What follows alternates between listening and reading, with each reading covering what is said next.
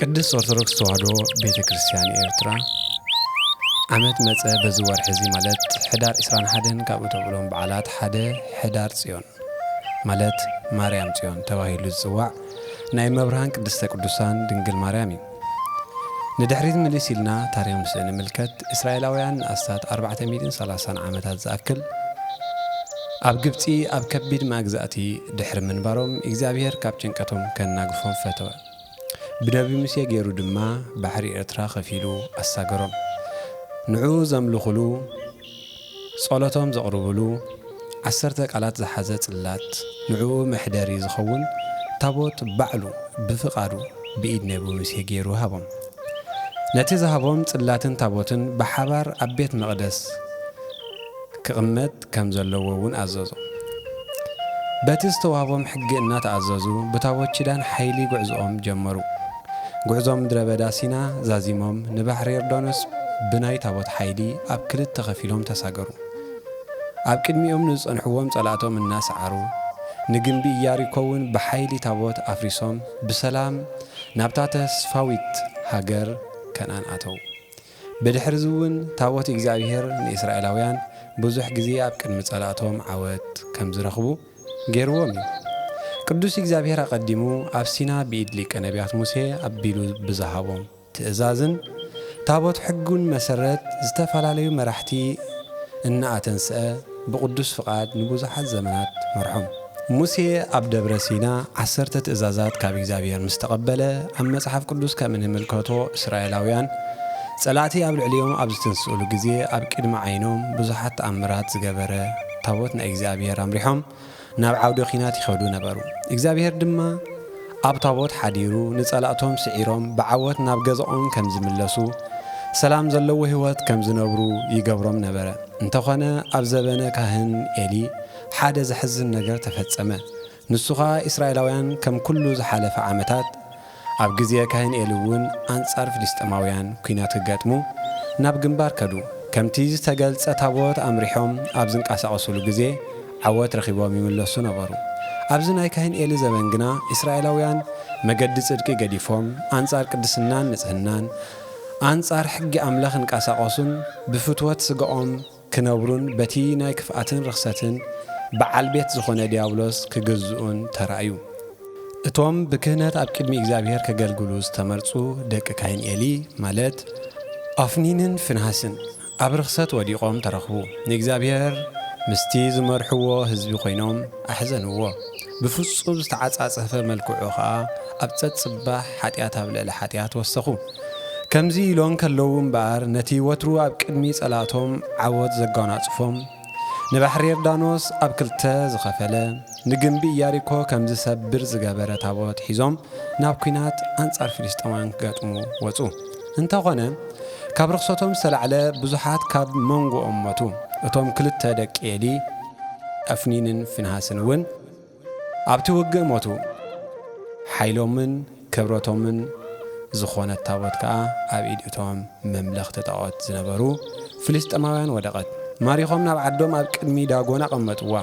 ምምራኽ ታቦት ኣምላኽ ዝሰምዐ ካህን ኤሊ ካብቲ ዝነበሮ ወንበር ብስምባደ ወዲቑ ሞተ። ጥንሲ ዝነበረ ሰበይቲ ወዱ ሰበይቲ ፍንሃስ ሕማም ሕርሲ ተታሕዘት። ታቦት ኣምላኽ ተማሪኽ እዩ እሞ ክብረት ካብ እስራኤል ረሓቐ ኢላ ነቲ ዝወለደቶ ውላድ ኢካቦድ ኢላ ሰመየቶ። ፍልስጥኤማውያን ንታቦት ኣብ ቅድሚ ዳጎን ኣቐመጥዎ። እንተኾነ ግና እቲ ከም ኣምላኽ ቆፂሮም ፍግም ኢሎም ዝሰግድሉ ዝነበሩ ዳጎን ተሰባቢሩ ኣብ ቅድሚ ታቦት ወደቐ። ፍልስጥኤማውያን በቲ ዝኾነ ነገር ተሸበሩ። ሽግሮም ካብ ዕለት ናብ ዕለት በዝሐ። ኣብ መወዳእታ ድማ ድሕሪ እቲ ብታቦት ዝወረዶም ሽግርን መከራን ናብ እስራኤል ማለት ናብ ኢየሩሳሌም ክመልስዋ ግዲ ኾኖም። ቅዱስ እግዚአብሔር ክድንግጸሎም ኣብ ሰረገላ ጽዒኖም ብክልተ ሓራሳት ኣሓጊሮም ካብ ዓዶም ናብ እስራኤል ሰደድዋ። እስራኤላውያን ተቐቢሎም ኣብ ቤት ኣሚናዳብ ን20 ዓመት ኣብ ቤት ኦቤድ ኤዶም 3 ወርሒ ኣቐመጥዋ። ጸኒሑ ግና ልቢ ኣምላኽ ቅዱስ ናብ ከተምኡ ናብ ጽዮን ኣትዋ። እዚ እንረኽበሉ ኣብ ቀዳማይ ሳሙኤል ምዕራፍ 4 ምዕራፍ 5 ምዕራፍ 6 ክሳብ መፈጸምታ እዚ ታሪኽ ዝንረኽቦ። ኣብ ቅድስት ቤተ ክርስቲያን እዚ ዕለት እዚ ማርያም ጽዮን ታቦተ ጽዮን ሕዳር ጽዮን እናተባህለ ብኽብ ዝበለ ድምቀት ይኽበር። እዚ ኸዓ እዚ ወርሒ እዚ እዚ ታቦት ካብ ሙርኮስ ተመለሰትሉ እዩ። እዚ መንጎ ታቦትን ቅድስት ድንግል ማርያምን ዓብይ ናይ ሃይማኖት ምስጢር ስለ ዘሎ እዩ።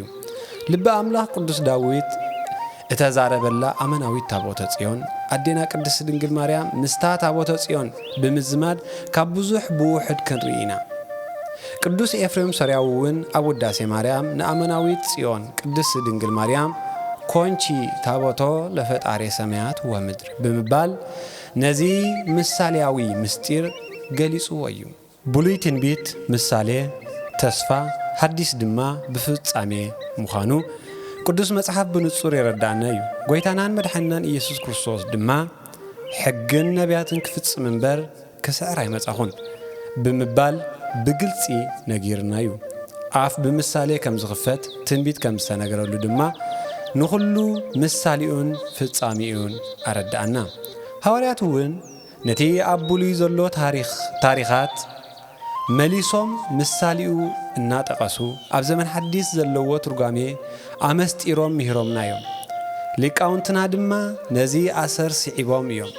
እምበኣርከስ ጽዮን ተባሂላ ኣብ ዝተፈላለየ ቦታ ዝተነግረላ ሓንሳብ ብቅድስት ቤተ ክርስቲያን ሓንሳብ ድማ ብመንግሥተ ሰማያት ሓንሳብ ካብ ኣዴና ቅድስት ድንግል ማርያም እናተመሰለት ክትግለጽን ክትምስጠርን ትነብር ኣላ። ብኻልእ እውን ኣብ ዘመን ብሉይ ተምሳል እስራኤል ዘስጋ ኣብ ዘመን ሓዲስ ድማ ብምእመናን ኮይና ትግለጸሉ እዋን ኣሎ። ንሎሚ ግና ከምቲ ኣብ ላዕሊ ዝተገልጸ ኣብ መንጎ እታ ናይ ቃል ኪዳን ታቦት ዝኾነት ታቦተ ጽዮንን ኣዴና ቅድስት ድንግል ማርያምን ዘሎ ዓሚቕ ዝኾነ ምስጢራዊ ዝምድና ምትእስሳርን ብውሕድ ቃላት ፈሊና ክንጠቅስ ኢና። ኣዴና ቅድስት ድንግል ማርያም ጽዮን ተባሂላ ትጽዋዕ። ምኽንያቱ ኸዓ ጽዮን ማለት እምባ መጸግዒ ማለት ከም ዝኾነ ኣዴና እውን እምባናን ጸግዕናን ስለ ዝኾነት እዩ። ብሓቂ ንዝኣምን ንሳ ናይ ስጋን ነፍስን ናይ ሓጣንን ጻድቃንን እምባን መጸግዕን እያ። ቅዱስ ዳዊት ንኣዴና ቅድስት ድንግል ማርያም ኣመናዊት ጽዮን ምዃና ተዛሪቡ ኣሎ።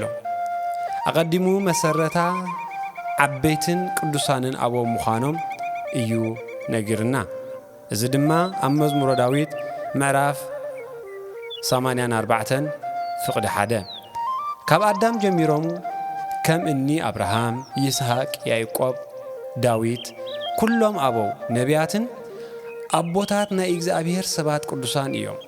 ኣብቲ ዘመን ጸልማት ዝኾነ ዘመን ፍዳን ኮነኔን ሕግን ፍቓድን እግዚኣብሔር ብምፍጻም ነቲ ዝተዋህበ ተስፋ ድሕነት ብዓብዪ ሃንቀውታ ዝጽበዩን ዝልሙኑን ሱባኤ እናቖጸሩ ትንቢት እናተዛረቡ ምሳሌታት እናመሰሉ ዝጸንሑ እዮም። ብርሃን ዓለም ቅዱስ ሐዋርያ ጳውሎስ እውን ንኣቶም ብምዝካር እዩ ኣምላኽ ብብዙሕ መንገዲ ቀደም ነቦታትና ብነቢያት ገይሩ ተዛረቦም ክብል በብዘመኑ እግዚኣብሔር ንዝገለጸሎም ሕብረ ነገር ሕብረ ትንቢትን መእተዊ መልእኽቲ ዕብራውያን ዝነገሮ ኣብ ዕብራውያን ምዕራፍ 1 ፍቕዲ 1 ክንረኽቦ ንኽእል ኢና። ቅዱስ ዳዊት መሰረት ኣዴና ጽዮን ካብቶም ቅዱሳን ምዃኑ ድሕሪ ምጥቃስ ልዑል እግዚኣብሔር ንዓኣ ብዝምልከት ካብ ኩሉ ማህደራት ንላዕሊ ንደገታት ጽዮን ከም ዘፍቀረ ንዓኣ ከም ዘሓረየ ኣብ ትንቢታዊ መዝሙሩ ኣስፊሑ ገሊጹ እዩ። እዚ ትንቢት ከዓ መጋቢ ሐዲስ ቅዱስ ገብርኤል ንእመ ብርሃን ወላዲት ኣምላኽ ነቲ ካብ ኣዳም ጀሚሮም ደቂ ሰባት ክውለድን ከድሕኖምን ተስፋ ንዝገበርዎ ኣምላኽ ከም እትወልድ ኣብ ዘበሰረሉ እዋን ዝጠቖሰ እዩ። ንሱ ዓብዪ ክኸውን ወዱ ልዑል እውን ክበሃል እዩ። እግዚኣብሔር ኣምላኽ ድማ ዝፋን ኣቦኡ ዳዊት ክህቦ እዩ። ንሱ ኣብ ቤት ያዕቆብ ንዘለዓለም ክነግስ እዩ። መንግሥቱ ኸዓ መወዳእታ የብላን ብምባል እዩን ኣዴና ነጊርዋ። እዚ ቃል እዚ ረቂቕ ምስጢር ተዋህዶ ዝገልጽን ካብ እግዝእትነ ማርያም ዝውለድ መድኃኒነ ኢየሱስ ክርስቶስ ኣምላኽ ወልደ ኣምላኽ ብተዋህዶ ኣምላኽ ፍጹም ሰብ ፍጹም ኣምላኽ ከም ዝኾነ ዝነግር እዩ። ከምቲ ኣብ ትንቢት ዝተነግረ ካብ ወገን ዳዊት ካብ እትውለድ ድንግል ፍጻሜ ከም ዝረክብ ኣነጺሩ ዘረዲ እዩ። አዴና ቅድስት ድንግል ማርያም እቲ ትንቢት ምስተፈጸመ ብመንፈስ ቅዱስ ተመሪሓ ካብ ሕጂ ኩሎም ወለዶ ብጽእቲ ክብልን እዮም ከም ዝበለቶ ቅዱስ ዳዊት እውን ነዚ ፍጻሜ እዚ አቀዲሙ ብምርአይ ምስጢራዊ ትንቢት እናዘመረ ድሕሪ ምጽናሕ አዴና ጽዮን ክብል ዝጽዋዓን ኩሉ ሰብ ድማ ከምኡውን እምነ ጽዮን ይብል ሰብ ብምባል ከም ዝጽዋዓን ትንቢት ተዛረበ።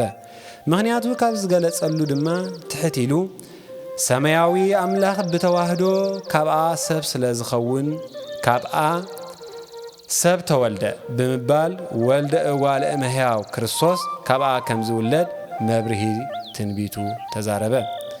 ክንደይ ደስ ዘብል ቃልን ምስጢርን እዩ። ነዚ ምስጢር እዚ ንኣቦታትና ዝገለጸ እግዚአብሔር ምስጋና ይኹን ነው። ቅዱስ ጳውሎስ እውን ትንቢት ጠቂሱ መድኃኒነ ኢየሱስ ክርስቶስ ካብ ጽዮን ከም ዝርከብ ጠቂሱ ኣሎ። ከምቲ ጽሑፍ መድኃኒት ካብ ጽዮን ክመጽ እዩ፣ ካብ ያዕቆብ ከዓ ረሲኣን ክርሕቕ እዩ። ሓጢኣቶም ምስ ኣርሓቁ ችዳነይ ምሳታቶም እዚ ክኸውን እዩ ዝብሎ ብዘሎ እስራኤል ክድሕን እዩ ድማ ይብል። እዚ ሐዋርያ ቅዱስ ጳውሎስ ናብ ሮሜ ኣብ ዝለኣኾ ምዕራፍ 11 ፍቕዲ 26 ክሳብ 27 ክረኽቦ ንኽእል ኢና።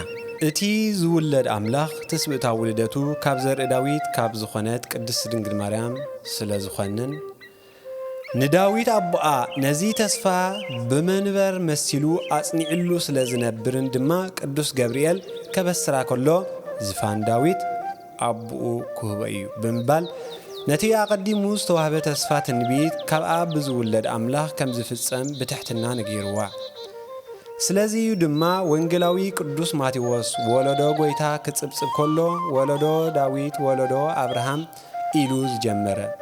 ስለዚ እዩ ድማ ብዙሓት ክልምንዎ ከለው ጎይታይ ወዲ ዳዊት ኢሎም ዝጽውዕዎ ዝነበሩ።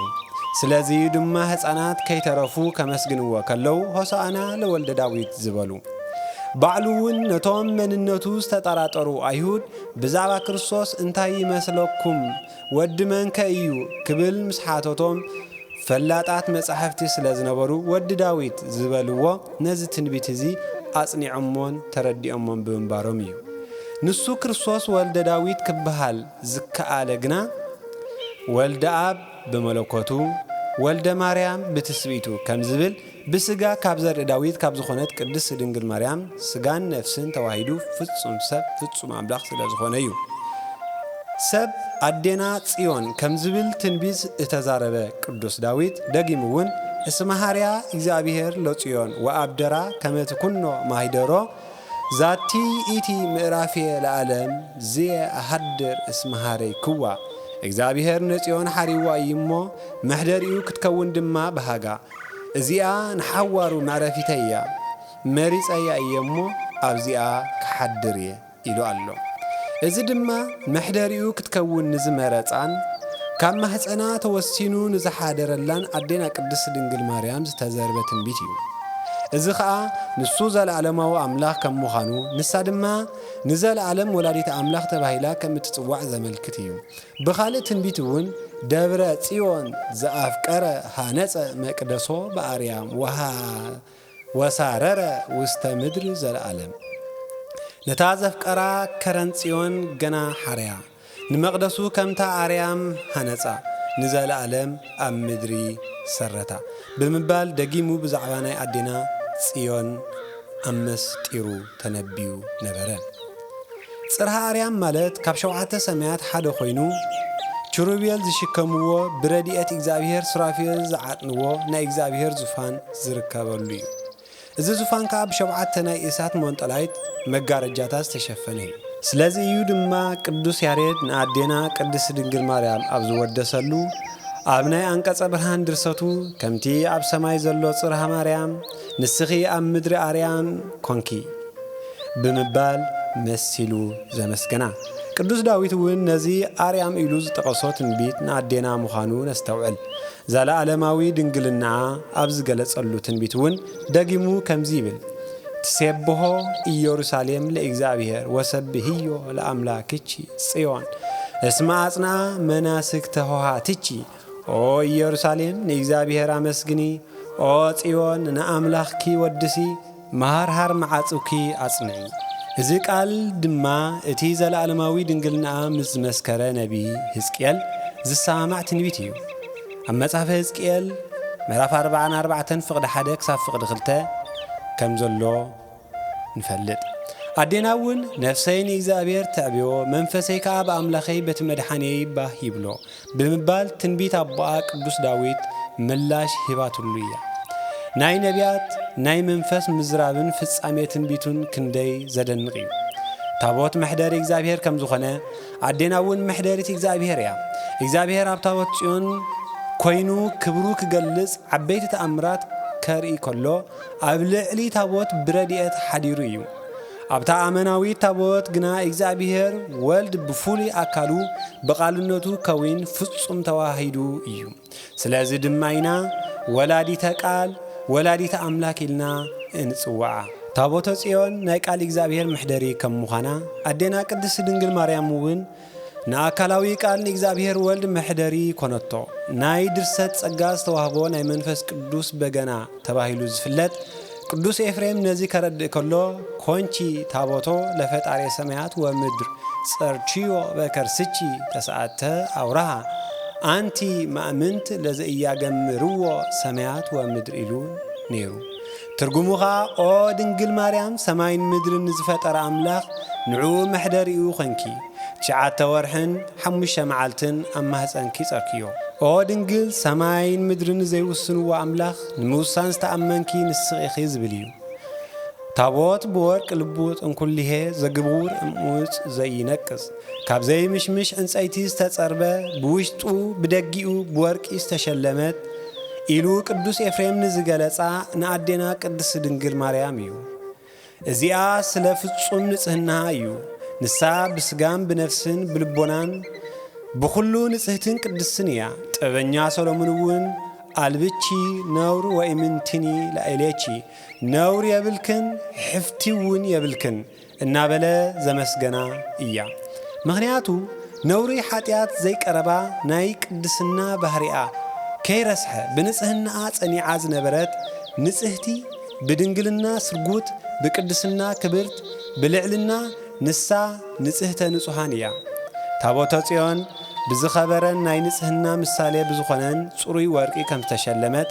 ኣዴናውን ብንጽህና ስጋ ብንጽህና ነፍስ ከምውን ብንጽህና ልቦና ዝተሰርገወት ዘገጸትን ምዃና ዘርኢ እዩ እታ ታቦት ሕጊ ኣብ ዝተቐደሰትሉ መቕደስ ኣብ ቅድስተ ቅዱሳን ትቕመጥ ከም ዝነበረት ኣዴናውን ቅድስተ ቅዱሳን ብውሽጣን ብደጊኣን ንጽህቲ ቅድስቲ እያ ደብረ ጽዮንን ታቦተ ጽዮንን ምሳሌኣ ዝኾኑ ኣዴና ቅድስት ድንግል ማርያም ኣቦኣ ቅዱስ ዳዊት ከም ዝተነብየላ ንዓኣ ዝፈቱን ዘኽብርን ኣዴና ጽዮን እናበለ ክጽዋዓ ይነብር እዩ ንዓኣ ዘኽብር ንሱ ንርእሱ ይኸብር ጸጋ ብልዕሊ ጸጋ ድማ ይውሰኸሉ ጐይታናን መድሓኒናን ኢየሱስ ክርስቶስ እውን ኣብ ክንዳና ኾይኑ ኣዴና ንኽቕበለልና ንቅዱስ ዮሐንስ እዩ መሪጽዋ እቲ ጽሩይ ሐዋርያውን ንኣደ ኣምላኽ ዝተረከበሉ ስፍራ ንድሕነት ዓለም ኣብ ዝመረጾ ቀራንዮ ኣብ መልዕልተ መስቀል ከሎ እዩ ኣዴና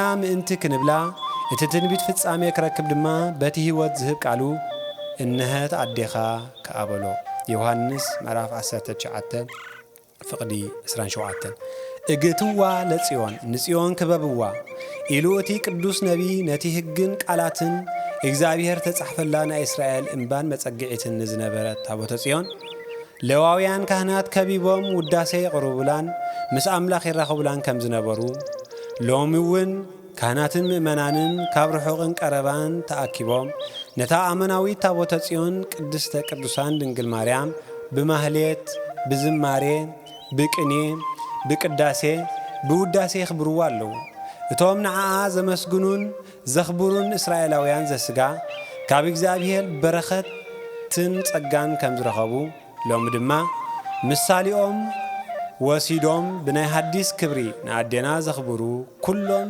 ዝለዓለ ክብርን ጸጋን ምስታፎም እሙን ነገር እዩ ስለዚ ድማ ደቃ ዝኾንና ኩልና እምባ መጸግዒት ጽዮን ምዃና እናኣመንና ኩልና ከምቲ ቅዱስ መጽሓፍ ዝነግረና ኣዴና ጽዮን ኢልና ንዘምረላን ንወድሰን በረኸት ኣዴና ቅድስተ ቅዱሳን ድንግል ማርያም ኣዴና ጽዮን ምስ ኩልና ህዝበ ክርስቲያን ይኹን። ወስብሐት ለእግዚአብሔር።